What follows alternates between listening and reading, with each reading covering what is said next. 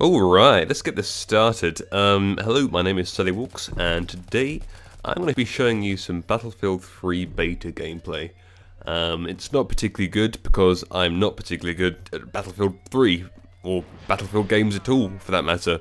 But I'm not going to be talking too much about that. A few thoughts from what I've played so far. I've only played about 2 or 3 games. I love it. It feels... The infantry gameplay is a lot smoother than it was in Bad Company 2, which was one of the reasons I was kind of put off by that game. And it feels a bit more, not quite as fluid as Call of Duty, but it's almost there. It's good enough, I'd say. And when I get to see the vehicle gameplay, I'm gonna enjoy that a lot. There are a few glitches worth mentioning. The first one is that sometimes I can't aim down the sights. Left trigger does nothing, so that you have to swap to the other weapon and then back again, and then you can aim again. The most annoying little glitch is that sometimes the whole world will be turned blue. I think that's something to do with the respawn screen. Things go blue and it stays blue for the next life. That's quite annoying. Another one is that you see the bullet tracers floating in midair. I mean, it's not a big deal, but it's noticeable, and it did kind of seem weird because there's one stage in one game where there's bullet tracers everywhere. Literally, the air was full of them. And also the last one, again, another small graphical glitch, nothing too big. Some characters had this massive, I'm not sure how to describe it. It's like a big sheet of corrugated iron sticking out of their backside. It looks pretty weird. However, I know it's the beta, so I'm going to forgive them for these things. They're only small graphical glitches. I mean, the first two did affect the game, I think, especially the blue one where you go into a tunnel in the metro, and I could not see a thing. It was unplayable practically. They need to fix these things for the full game. But even so, despite these small glitches, I was very impressed by Battlefield 3, the beta that is.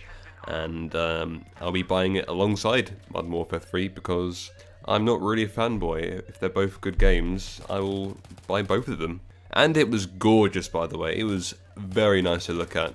I know it's on the Xbox 360 for me, and I know some of the textures take a while to load and aren't quite as high res as they are on the PC, but still very nice to look at. It's probably the best looking game I've seen on the Xbox, actually. Well, it's definitely up there with Crysis 2 anyway. But this isn't what I'm here to talk about.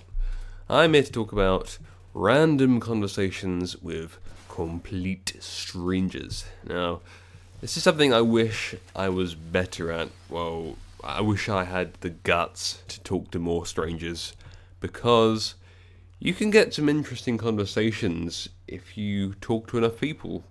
And every now and then, you're going to come across someone really interesting. And, well, just recently this did happen to me. I went shopping, and very late at night, I might add. And I was waiting at the bus stop, missed the penultimate bus, so I had to wait an hour for the last bus. So I was waiting around this bus stop, past midnight in fact. This sort of middle-aged Pakistani guy comes down and sits next to me. He asks some question about the bus times or something, and we just kind of got chatting about stuff, and he kind of gave me a cut-down version of his life story, basically, in the 20 minutes we were waiting for the bus. And it was really interesting.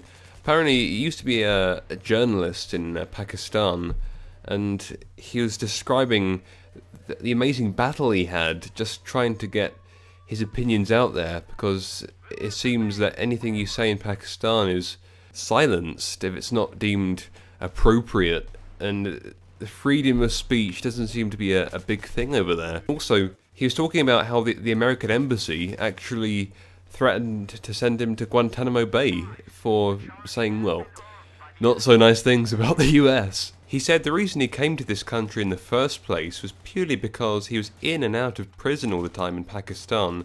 But now he's come here, he's doing some kind of international relations course, just so he can join one of the broadcasting corporations in this country, so he can speak a bit more freely as a journalist. I mean, this guy could be on television one day. It's quite amazing the people you meet in these mundane situations, and he was an example of one. So next time you're alone with another person in a bus stop or somewhere like that, perhaps it's just worth talking to them, because it may prove to be an interesting conversation, and you may even make a friend, who knows. Oh yeah, by the way, the Worms gameplay should be up soonish. I've got quite a lot of footage, so it might be a two-part video, not quite sure yet. Yep, that's all I got to say. Thanks for watching, and have a nice day.